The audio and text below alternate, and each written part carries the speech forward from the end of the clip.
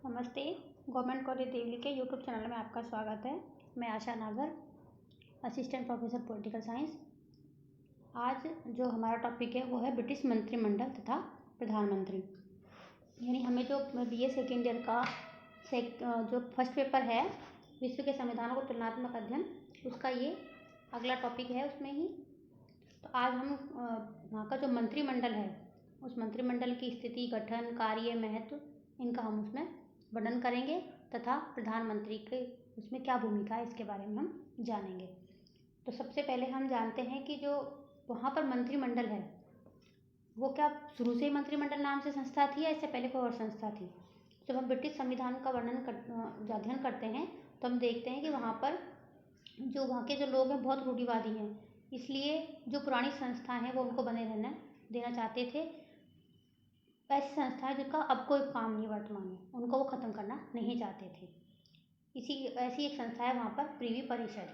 वर्तमान समय में कैबिनेट के द्वारा जो कार्य किए जाते हैं पहले वो इसी के द्वारा ही किए जाते थे, इसलिए इसको कैबिनेट की पूर्वी संस्था कहा जा सकता है। यानी कैबिनेट से पहले इसका नाम, इस कैबिनेट नाम से पहले इसका नाम क्या था? प्रीवी परिषद। अब हम जैसा कि हम जानते हैं कि ब्रिटेन में संसदीय व्यवस्था है, वहाँ पर दो प्रकार के प्रधान होते हैं, औपचारिक प्रधान और वास्तविक प्रधान। सत्ता का प्रयोग औपचारिक प्रधान के नाम से, सम्राट के नाम से किए जाते हैं, किंतु वास्तविक रूप में सत्ता का प्रयोग औपचारिक प्रधान नहीं वरन वास्तविक प्रधान करता है। और वास्तविक प्रधान है वहाँ की कार्यपालिक कैबिनेट। जो कैबिनेट है जिसके अंदर मंत्री जो प्रधानमंत्री शामिल होते हैं वो वहाँ की वास्तविक कार्यपालिका है। ठीक है, अब आते हैं हम इसके अर्थ पर कि इसका अर्थ क्या है। इसका अर्थ है मंत्रिमंडल का जो अर्थ वहाँ पर एक जो राजनीतिक समिति है उससे है, जिसका नेतृत्व प्रधानमंत्री करता है। प्रधानमंत्री के नेतृत्व में कार्यपालिका शक्तियों का प्रयोग किया जाता है। लोक सदन के बहुमत दल के नेता को सम्राट के द्वारा प्रधानमंत्री पद प्रदान किया जाता है और प्रधानमंत्री सिद्धांततः संसद सदस्यों और व्यवहार में सामान्यतः अपने ही राजनीतिक दल के संसद सदस्यों में अपने सहयोगियों का चुनाव करता है। ठीक है, अब एग्जाम में कई बार इसकी परिभाषाएं पूछी जाती हैं कि ये परिभाषा किसने कही है, उसका क्या अर्थ है। तो हम यहाँ पर कुछ परिभाषाओं का वर्णन करेंगे। जैसे पहली परिभाषा बेजहॉट की कि कैबिनेट एक हाइफन है जो जोड़ता है, यानी कि जोड़ने वाला एक तत्व है। एक पक्षुआ है जो कार्यपालिका व्यवस्थापिका को मिलाता है, मतलब एक माध्यम है। दूसरी परिभाषा लावेल की है। लावेल ने कहा है कि राजनीतिक मेहराब की आधारशिला है कैबिनेट। रेमजी मोर ने भी कुछ ऐसा ही कहा है कि जो कैबिनेट राज्य के जहाज का परिचालक चक्र है। ऐसी परिभाषा जो कैबिनेट की महत्वता को बताती है वो है सर जॉन मेरिट की है। वो कहते हैं कि कैबिनेट वह धुरी है जिस पर संपूर्ण प्रशासन का चक्र घूमता है, यानी ले दे के वहाँ पर सब कार्यपालिका का, प्रशासन का सब कुछ प्रमुख वहाँ की कैबिनेट ही होती है। तो ये इसकी परिभाषा है जो हमें याद करनी है, एग्जाम में इनको पूछा जाता है। अब आता है कि मंत्रिमंडलीय शासन की विशेषता क्या होती है। छोटे क्वेश्चन में पूछ लेंगे इसको। वैसे तो सामान्य विशेषता हम भारत के संविधान में भी इनको पढ़ते हैं, इसमें भी इनको पढ़ा है, लेकिन हमें ये याद होनी चाहिए कि इसकी विशेषताएं क्या है। तो विशेषताएं हैं कि सम्राट की स्थिति वहाँ पर कार्यपालिका से प्रथम है, यानी कि वास्तविक जो कार्यपालिका है उसमें सम्राट को कोई स्थान नहीं। वास्तविक कार्यपालिका के अंतर्गत केवल प्रधानमंत्री और कैबिनेट ही सम्मिलित होती है, सम्राट का उसमें कोई स्थान नहीं है।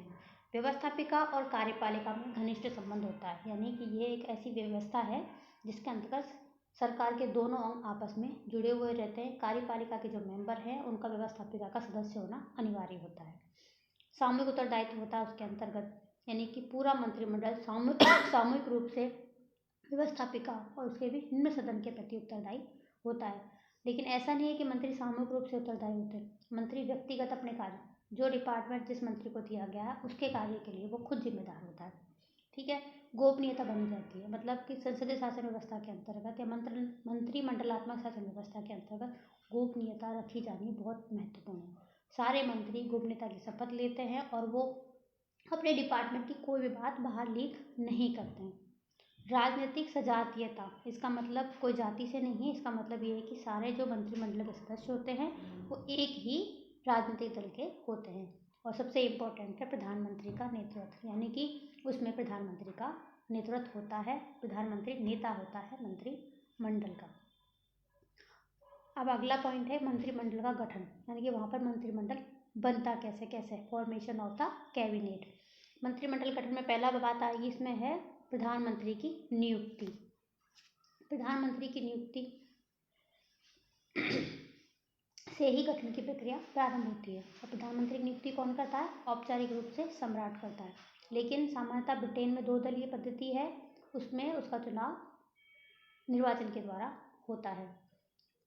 परंपराओं के अनुसार सम्राट लोक सदन के बहुमत दल के नेता को प्रधानमंत्री पद ग्रहण करने के लिए आमंत्रित करता है।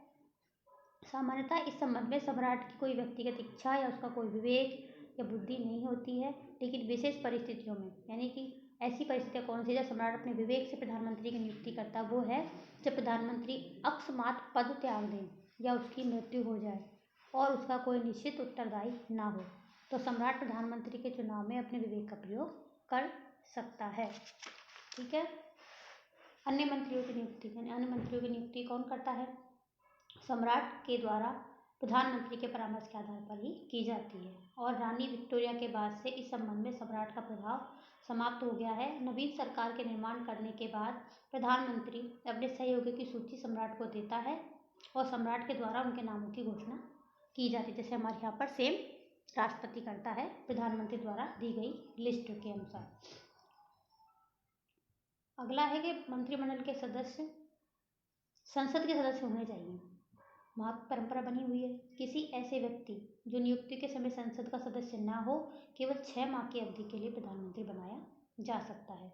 इस बीच में या तो उसे लार्ड की उपाधि देकर राज्यसभा का सदस्य बना दिया जाता है, या वह उपचुनाव द्वारा किसी निर्वाचन क्षेत्र से चुनकर आता है। मंत्रिमंडल में दोनों ही सदनों को प्रतिनिधित्व प्रदान किया जाता है। ये इम्पोर्टेंट है, दोनों ही सदन के लोग उसमें जा सकते हैं। साधारणतः प्रत्येक कैबिनेट में 4 मंत्री राज्यसभा के होते हैं, यद्यपि इस प्रकार की कोई कानूनी व्यवस्था नहीं है।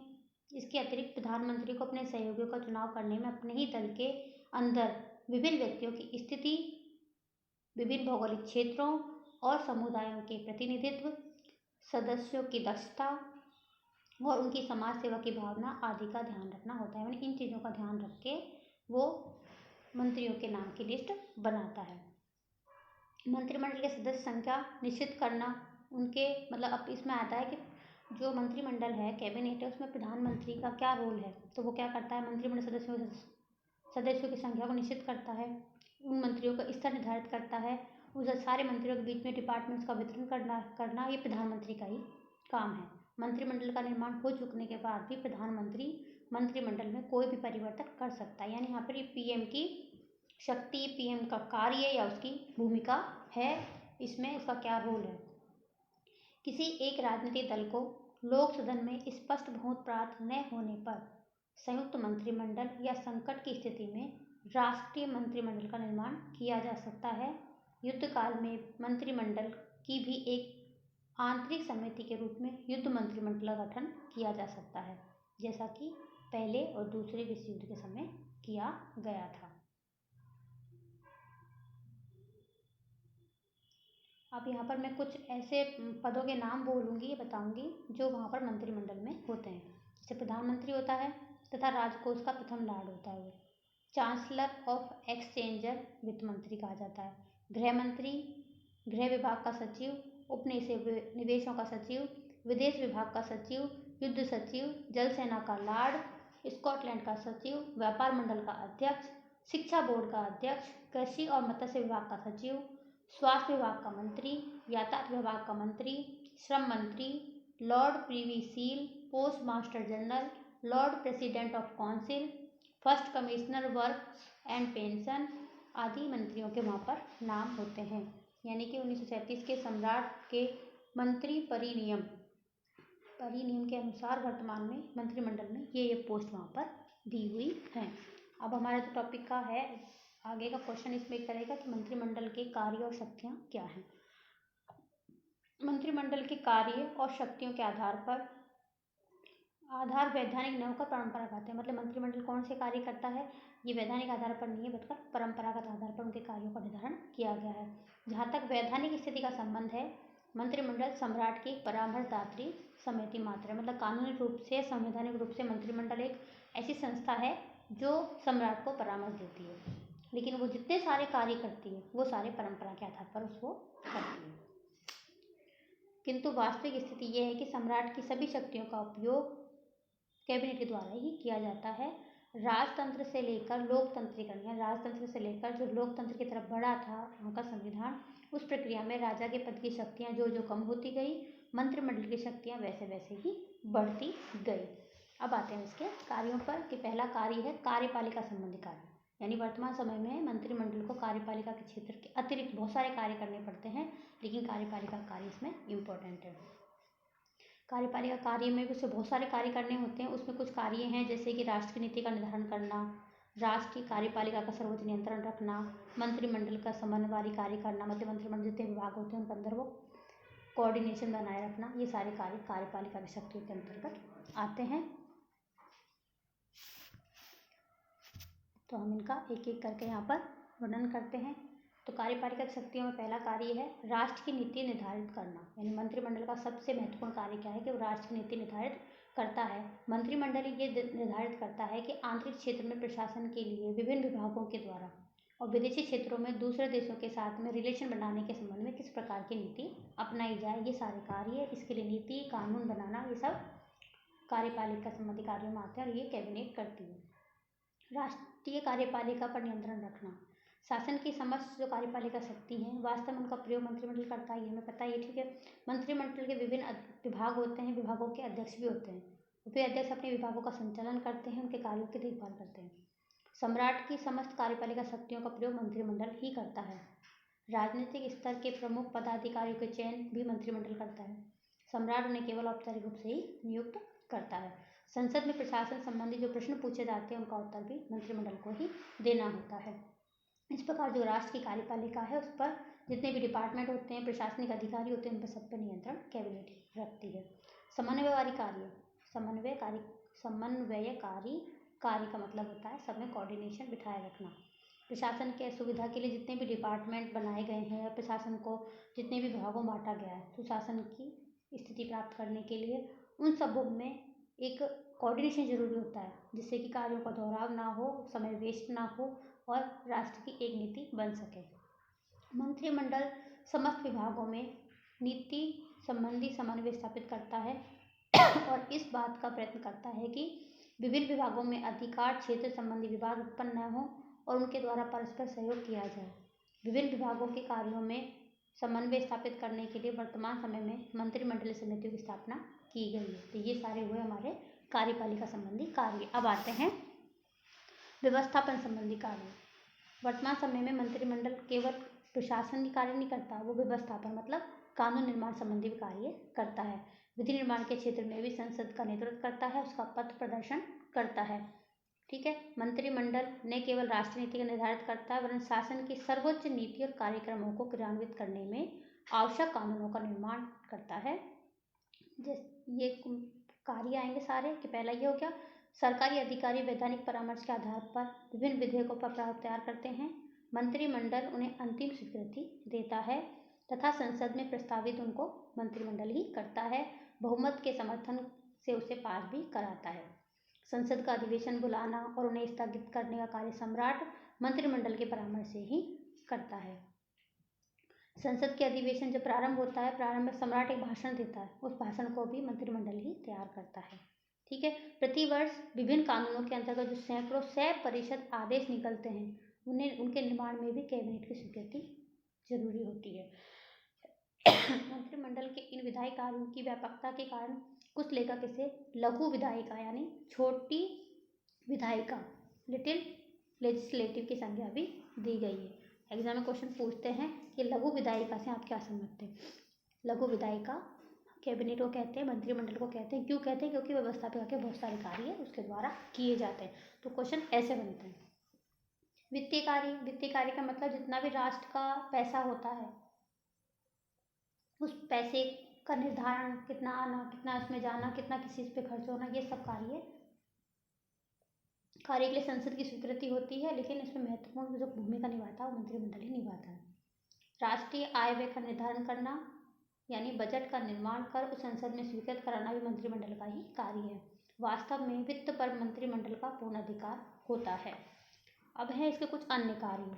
अन्य कार्यों में है पहला, जैसे कि राजा द्वारा या वहाँ के सम्राट के द्वारा जो क्षमा के विशेष अधिकार का प्रयोग किया जाता है, वो मंत्रिमंडल मुख्यतः के गृह मंत्री के परामर्श से ही किया जाता है।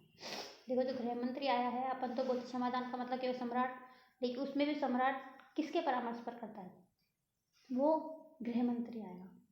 ये गृह मंत्री सब कई बार IAS वगैरह जैसे उसमें क्वेश्चन पूछते हैं अंदर से, उसमें आता है।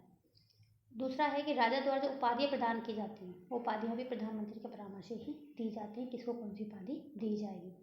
ठीक है। अगला है कि ब्रिटिश साम्राज्य द्वारा देश और विदेश में जाने की समस्त नियुक्तियाँ, देश विदेश में की जाने वाली समस्त नियुक्तियाँ मंत्रिमंडल के परामर्श से की जाती हैं। यानी पहला तो हो गया समाधान, दूसरा हो गया उपाधियों का वितरण, तीसरा हो गया नियुक्तियों, और चौथा हो गया महत्वपूर्ण न्यायालयों के न्यायाधीश लॉर्ड चांसलर के परामर्श के अनुसार ही सम्राट द्वारा नियुक्त किए जाते हैं। लॉर्ड चांसलर के परामर्श से किया जाता है। लॉर्ड चांसलर मंत्रिमंडल का एक सदस्य होता है। इस प्रकार हम देखते हैं कि वहाँ की जो मंत्रिमंडल है, कैबिनेट है, वो बहुत सारे काम करती है, और वो सारे काम भी करती है जो कानूनी रूप से सम्राट को प्रदान किए जाते हैं। वर्तमान समय में प्रवर्ती मंत्रिमंडल की और अधिक शक्तियाँ और कार्य प्रदान करने के, यानी कि इसको और अधिक शक्तियाँ वहाँ पर प्रदान की जाती हैं। ठीक है, आज के लिए इतना ही। धन्यवाद।